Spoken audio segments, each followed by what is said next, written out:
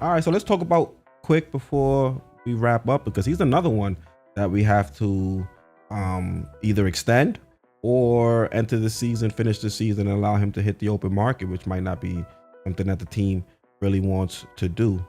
So I put together a few other guys that have deals similar to what we're hearing being rumored for Immanuel Quickley. Some people think Quickley could make as much as 20 mil. You look at Norman Powell. He signed a deal for 5 years, 90 mil. That's an average annual value of 18 mil.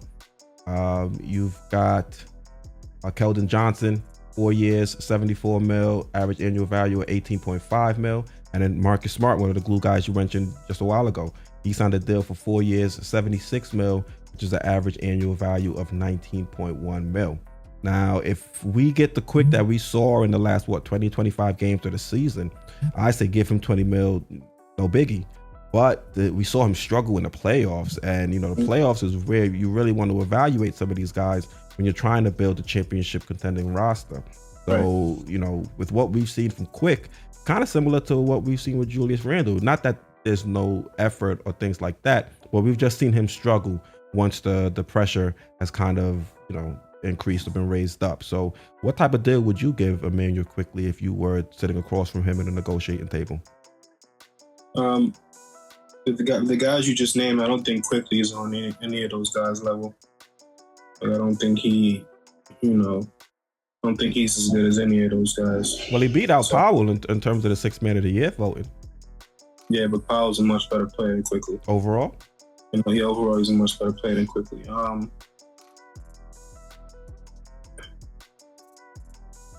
I think Quickley he shows signs and spurts.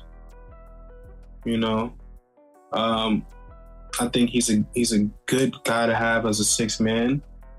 I just don't really know, how much we can get from Quickley. I wouldn't really want to pay him too much money. A lot of people fall in love with scoring and whatnot, and a lot of the big games that Quickley have, they always are toward the end of the season, which are like the dog days of the season, when teams are sitting players or teams are already like solidified their spot in the playoffs and whatnot. I'm not trying to take away from his performances and stuff like that, but when it comes to like big games and big shots and close games, you don't really see too much Quickley. Like, and if you look at what Quickley did in the playoffs, I mean, like who was that guy? Like, is that the real Quickley, or is this guy that's just doing this thing and the dog days of the NBA season the real Quickley? Like, because he was completely ineffective. I mean, like, we talking about games with 0 points, talking about games with 4 points, like nothing at all. So I really wouldn't want to give Quickley that much money, honestly. Yeah, I'd be skeptical about giving Quick 20 mil. I'd probably pay him similar to what I'm paying Josh Hart. I think the biggest issue is that Immanuel Quickley sees himself in a larger role than I think the Knicks are willing to give him. I think Quick views himself as a starter. He went to school with Maxey. I'm sure they have a friendly competition. You see Maxey, he's rumored to be getting, somewhere close to a max deal from Maxey's better too. Maxey deserves that. We've seen what Maxey did in the playoffs. Yeah, he went off. 2 years for Philly. He was last year in the playoffs. He was the best player for Philly in the playoffs with Embiid and Harden. This year, he had games where he looked like he was the best player on that team. So, deservedly so. Yeah, but you look at what Immanuel Quickley. I don't know if he said this himself, but what's been said in back channels is he views himself as someone that could start in the league. So I don't know if he'd be willing to accept a lesser deal that the Knicks would kind of offer him. To me, I think 20 mil, like I said, too much. He's a solid role player. I think him off the bench is, I think, the ideal situation for him. And, I'd be willing to give him the 15 to 18 mil. No arguments there. But we saw him struggle immensely in the playoffs. So when I'm trying to build out a roster, at least in my head, I'm not the GM or nothing like that, but if I'm trying to build out a roster, I'm trying to bring in some people that I know can perform in the playoffs, because the regular season is a grind. I hear you. You want people to perform well, but I want to see you be at your best when the pressure is amplified. You know what I mean? That's another issue people have with Tibbs. Tibbs is a great regular season coach, but when the pressure is amplified, he kind of can't make those adjustments and match that type of chess game like we saw in the Heat series. But with Immanuel Quickley, when the pressure was at its highest, we didn't see him play anywhere near what we saw him do in the regular season. And then he's still somewhat inconsistent in the regular season because he started the year off rough. You know, he did pick things up towards the later half, but we just don't get that type of consistency from him that you want when you're going to give a guy 20 some odd mil a year, you know, give him an 80 to $100 million contract over 4 or 5 years. So for me, I'd be a little bit hesitant. You know, I think if he's able to play at his peak, he's more than worth the 20 mil. It's just how often and how many games are we going to see him at his peak, and when will those games present themselves? Because if they're in the postseason, then you say, all right, I'll bite the bullet, give him the 20 mil because I know he's going to be an impact performer come playoff time, like we saw with a guy with Josh Hart. But as of right now, I don't really have any proof that he'll be able to do that. Yeah. I mean, I don't know. Quickley to me, he just feels like a front runner. Like when we were up what, all the dancing? Yeah, when we up in games, he's knocking down all the threes and he's extending the league. But when it's like when it's crunch time and we really need you to really step up and make big plays, he's kind of disappears. You know what I'm saying? Like I like Quickley. He's a lot better than I thought he was going to be in the league, but I just don't know. I just feel like we value him way more than what he actually is, you know? Like just being a Knicks fan and like never, you know, haven't really had any good guards for a while. I think we kind of overvalue our players sometimes, you know, but I think he's a piece that people would be willing to, you know, bring in on the team just to have a spark off the bench, you know what I'm saying? So I don't know though. Like I'm not mad at that $15 to $18 million range that you said for Quickley, especially with the new CBA. So yeah, I think the reason people like Quick is, you know, he can do a lot of everything, a little bit of everything out there on the court. And also when this team is firing on all cylinders, a lot of it is because of a guy like Immanuel Quickley. He can come in, he can knock down some big shots in some key moments of games, helps shift the momentum, you know, and things like that. I don't know if he's non-existent or he falters in high pressure situations in the regular season. I saw it more so him not being ready for the moment in the postseason. So to me, you know, you look at this team, you look at what we're trying to become. We're trying to be legitimate playoff contenders, and we need guys that are going to step up come playoff time. And we can't have 20 million of our cap allotted to a guy that the last time we saw him struggled immensely.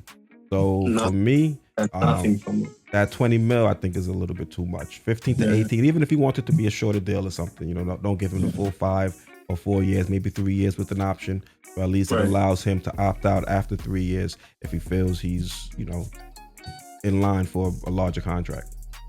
Right. I think like if you had a drop off, you know, from the regular season to the playoffs, that's fine, you know. But if it's like a slight drop off, that's one thing. But to completely give us like nothing at all, you know, that's cause for cause. So something to reevaluate, I think. I didn't put the stats on screen for him in the regular season or postseason, but in the regular season, he shot 14.9%. Oh, not 14.9. He averaged 14.9 points per game, averaged 3.4 assists per game, and had 4.2 rebounds per game. It was a pretty decent performer in the regular season. It's just during playoffs, he really struggled, and you know, all those numbers pretty much fell off a cliff. So, and also throughout his career, efficiency has been a pretty big issue. Heading into the season, it was a goal of his to shoot over 40% from the field. To me, as a, you know, that's kind of crazy. It's your goal to shoot over 40% from the field. That should be a given, especially if you're somebody ever looking to get us a bucket. Yeah, he's off and on, man. He's a volume scorer.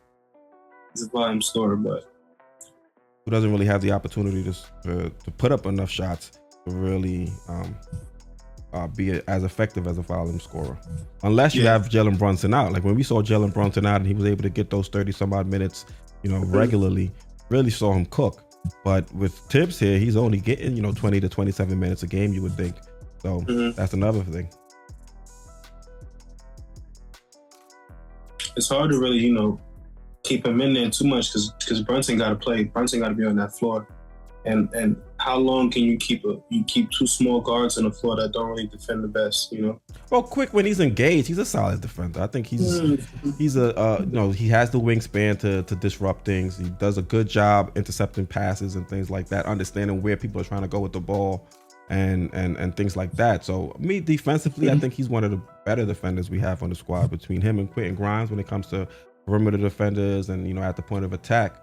I like Quick as a defender. It's just in the postseason, saw him take a step back defensively for some reason. Yeah. Maybe the moment was too big. I think the moment was too big for him, honestly. Say that one more time? That doesn't feel good to say that the moment was too big for him. But we need guys that's going to step up in the moment and shine in the moment. But the moment's too big for you. It's kind of like, what are we doing here, Which is the same argument we had with Julius Randle. The moment felt like it was too big for him. We all professionals, so it's like, I don't know about Quickley, honestly. Yeah, so I closed the poll. I asked, how much would you pay Immanuel Quickley a year? 75% said 15 to 17 mil. 25% said 17 to 20 mil. And then nobody said they'd give him the 20 mil plus. Yeah, see, we all in the same ballpark here. We all thinking the same thing. I'm not mad at that 15, 17. It's not bad. East Blue Drew says, I still trust IQ next playoffs over Randall. We're in the same line with you, East Blue Drew. Ashley Inc. 1 says Quick is an elite defender, but his offense is erratic. 4 years, 60 mil, or else wait until next year for his RFA. 4 years, 60, that's right around, that's 15 mil average annual value. But that's right, that falls in line with what we believe. Yeah. You keep Quick out there though, like the issue is not really Quickley. I'm not gonna say he's a lead defender too. I think he's a good defender. I think you lead is like guys like Drew Holiday, Lou Dort. I think those guys are elite. I think Quickley's a pretty good defender, but when you have him playing the two, when Brunson is out there, it's a lot. When you're a bigger point guard, it's a lot easier to guard point guards. But when you play in the two, you undersized, so you can't really. It's hard to really have a guy like Quickley out there if you're playing against the Boston Celtics, like with Brunson. You know what I'm saying? Because now Quickley's on Jaylen Brown, or he's switching on Jason Tatum. Like that's a mismatch. So I think maybe Quickley's better minutes to me is when Brunson is off the floor and he can kind of flourish with the ball in his hand. Yeah, I believe so too. Even though I do like Quick and Brunson out there on the court together, I do think Quick is in his element when he has the ball in his hand and he's able to make decisions and things like that. And it's been a big argument here whether or not Quickley's a point guard and things like that. I think he can be a formidable lead guard. I think he's a point guard for sure. I think he'd be a point guard. Especially in this modern NBA where, your point guard isn't just out there to set teammates up. They're also out there looking for their own shot. You look at guys like Curry, you look at guys like Lillard. That's how they play the game. Uh-huh.